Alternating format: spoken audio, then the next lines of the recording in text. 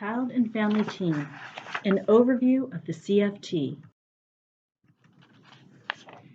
Years ago, child welfare decisions were made by the social workers and other professional helpers who had expertise in what children needed and what families should do to effectively parent their children. They had specialized training and consulted with other experts from different disciplines to develop strategic plans for the families, but there were limits to our ability to identify families' individual needs. Work tended to be problem-focused. We needed to be able to better understand the cultural context of families, their strengths that could be built upon, and their resiliency.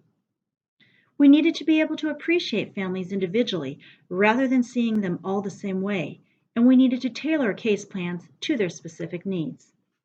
We needed to understand the family's perspective and get their points of view, empower them to be able to help themselves, and ensure they are part of the case planning process to develop a viable plan that they actually want and in which they will actually participate. So the brilliant idea was to bring families to the table and to centrally include them in the assessment and planning meetings about them. Inviting families to meetings, and that was good, to start including them as part of the process. But it was a whole lot of meetings. At the center of our cases, we had the family, and then we had a lot of demands on the family to attend multiple meetings, each with their own acronym, focus, format, structure, and documentation. We had family team meetings, homeless prenatal program meetings, goals meetings, wraparound, dependency drug court reviews, team decision-making, and many more. In San Francisco County, over the life of a case, one family might participate in 27 different types of meetings, and some of them multiple times. What was the impact on the family, on the system, staff, and partners? Overwhelming confusion. So to simplify this overwhelming confusion, we transitioned to use a single meeting model. The Child and Family Team meeting with the goal of creating greater consistency, clarity of roles, clarity of values, and purpose across all of the meetings. And that leads us to the model of the Child and Family Team meeting, or CFT as the meeting is commonly called. The Child and Family Team is not the CFT meeting. Every child and family needs a team comprised of natural supports, that would be family, friends, neighbors, teachers, coaches, etc. Community supports, such as resource centers, schools, food pantries, and professional supports, the PSW, therapist, RAP, etc. The CFT meeting is what happens when different members of the team are brought together with the family for a facilitated meeting for a particular purpose to discuss, strategize, and problem solve an identified issue that has come up and which must be resolved to help the family move toward the goal of safety, permanency, and well-being. The CFT meeting must include the child and/or family and the PSW, and it must be facilitated by a neutral facilitator. What does a family and child and family team look like? What are the key features? First and foremost, the child and family team is not the meeting, but both are fundamental parts of the core practice model. Each child and family must have a child and family team. Each team will be comprised of the family's natural supports, community supports, and professional helpers. Relevant members of the team will be brought together at least every 60 days or more often as needed for a facilitated discussion to problem solve and strategize different identified issues that come up during the life of a case. This is the meeting. Each meeting has a purpose, a focus issue that the team has identified to work on together. A shared family care plan is developed, documented, reviewed, and revised during the CFT meeting. Ongoing CFT meetings will be held throughout the life of the case with different members of the team participating in the meetings as needed to address specific issues and work towards achieving specific goals. Let's use a train analogy to pull this all together. Envision the journey through the child welfare system as a train. The most important part of the train is the engine. The family is the engineer, the main driver through the journey.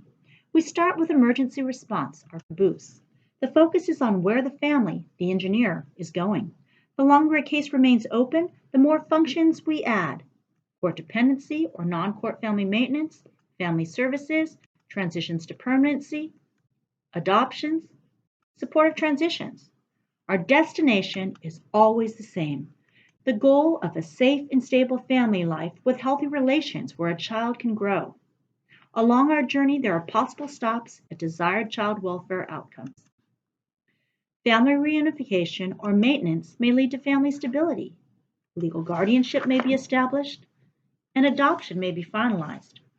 A young person may be successfully transitioned to independence. The family is the chief operator leading this journey, determining how fast or slow we go and where we are going. You, as PSWs, are the conductors, helping the family navigate the challenges and tasks along the journey, including routinely convening members of the support team to help problem solve issues along the journey, all the while maintaining our values of being family-focused, strength-based, and culturally sensitive. Life happens, and sometimes we fall off track as we're moving along toward our goals. There are issues and challenges that we must resolve to move towards safety, permanency, and well-being. Here are a few that may occur at various stages of a case. In emergency response, you may need to deal with safety, placement, income sufficiency challenges that arise.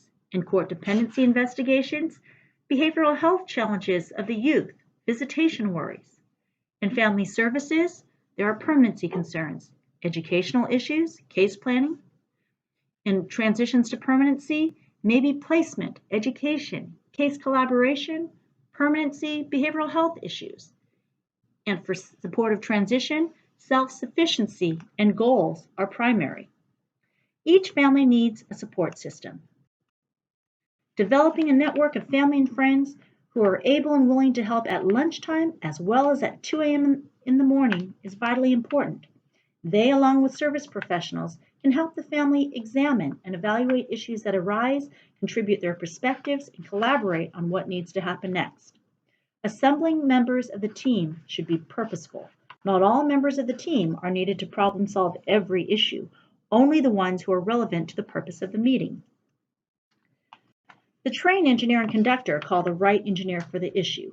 Likewise, if the purpose of a meeting is to discuss the child's educational placement concerns, the mother's probation officer may not be invited to a CFT meeting. CFT meetings should occur at least every 60 days. The meetings are essentially maintenance checks to troubleshoot issues and promote smooth progress toward the goal. Number 1, you should convene a CFT meeting whenever you identify a safety issue or a major change or transition in the cases occurring. Perhaps you're not sure if a safety threat can be mitigated, or maybe the parent left a residential program and placement of a child may be needed. Or you may need to reassess visitation supervision after the parent relapsed and no-showed for appointments. Number 2, even if everything seems to be going well, it's still important to get the team together to assess the progress and identify any potential issues that may be coming up that we could brainstorm now. Number 3, we want to talk about next steps, prevention and vision, and stay one step ahead with our eyes on our goal, evaluating how the team can facilitate reaching and maintaining the goal. If there's ever a time when the case is open and there's nothing to convene the team to talk about supporting the family in attaining the stability goal, then that case should be closed. So welcome to the CFT process. We look forward to embarking on the journey with you and facilitating your first CFT meeting.